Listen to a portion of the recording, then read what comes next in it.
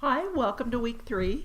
I hope everybody is finishing up their spreadsheet assignments and final projects and ready to move on to the second half of the class. So in these next 2 units, we're going to leave spreadsheets behind and move forward and study computer programming.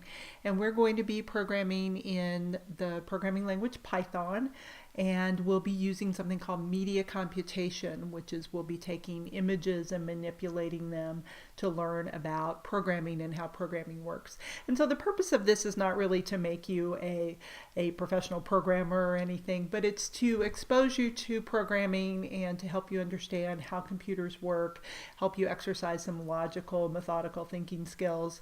And so hopefully you'll enjoy it. Programming can be a lot of fun. It can be a little challenging, particularly at first if you haven't done any programming, which I'm assuming most, if not all of you, have not taken a programming class before.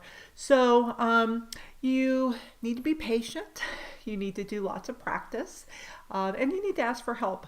I haven't gotten a lot of emails from students so far in the class asking questions on the spreadsheet part of the class, but I expect that I will on the programming part. So please, I encourage you to if you get stuck, you should try to figure things out on your own. But if you're stuck on something, please feel free to email me. You can send me a screenshot of your code or an attachment. You can attach your code as a Python file and send it to me and say, hey, I've tried this and that and I can't figure it out. And I'll help you and point you in the right direction or tell you how to fix the problem with your code or how to proceed.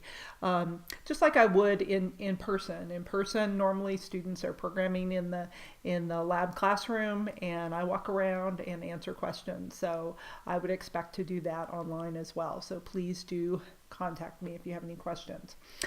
The other thing is I should have purchased the textbook for the course, and you should be, oh, that's upside down.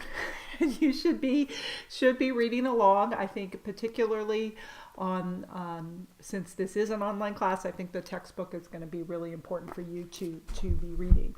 So be reading the textbook. There are a number of videos online that demonstrate how to do things. You should be doing those along with me and practicing them.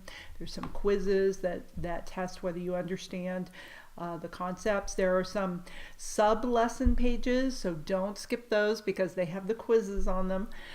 So when you see a heading that says required sub-lesson, you need to go to that page. There's usually a video or two that you should watch, and then you should take the quiz. So this week, the assessments are quizzes and several programming assignments.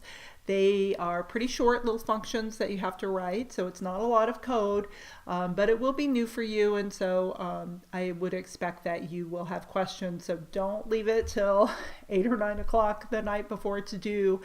Get started early so that you can ask questions. So I hope you have a great week. I hope you really enjoy programming, and I look forward to hearing from you.